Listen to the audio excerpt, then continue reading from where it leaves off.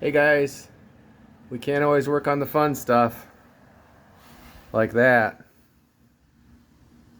Sometimes we gotta work on the daily drive. It's like we need a lower ball joint. Got the thing disconnected. Now I just gotta try to cut the rivets with an air hammer. So I'll give you guys a look at the old one coming out and then the new one. Peace.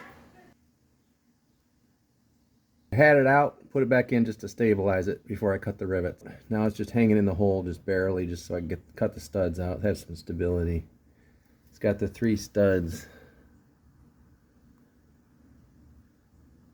attaching the lower ball joint to the control arm. Got to cut those off next with the air hammer.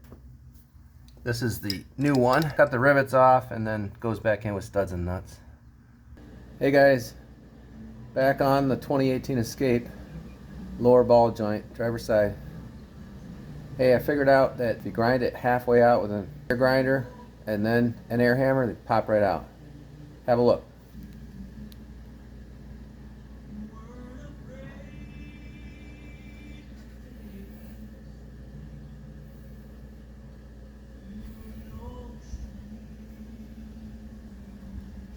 There they are. There's the 3 of them. The first one I popped out with the air hammer, flew forward 1.5 car lengths forward.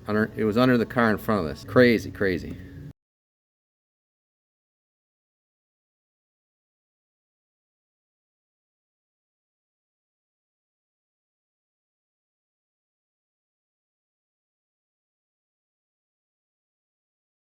Just to wrap up, wanted to share some tips that I learned along the way. Went in to do just the lower ball joint and wound up having to do the half shaft as well. When I had cut the tops of the rivets off, my torch nicked the rubber on the half shaft axle and damaged it. One tip, after you're able to remove the heads of the rivets, slug that's left to drill the middle of the rivet out. And it didn't have to be perfect. Get some of the material out to where then you could chisel the rivet inboard and it could kind of collapse and then just punch it through. Now, the second tip is to drill the middle of the rivet out. Get the half shaft out of your way. It's a lot easier to get those rivets out. Installing the new half shaft. Get yourself a BFH. Get yourself a dead blow hammer. That's a big one. When you install the half shaft on this, you have to have the knuckle kind of turned and out of your way. Orient the half shaft straight out and a little up, and then bash it in place with a dead blow just to get that snap ring in. I never used to do that, but on this one I had to do that, and the big BFH dead blow did the trick. Don't put the outboard end of the half shaft into the knuckle until it's seated on the inner end. That was another thing. If I was to do the lower ball joint again, or maybe on the other side or whatever, I would get the loaded control arm with ball joint. That way you don't have to mess with the rivets. Get out there and work on your car. I'm out.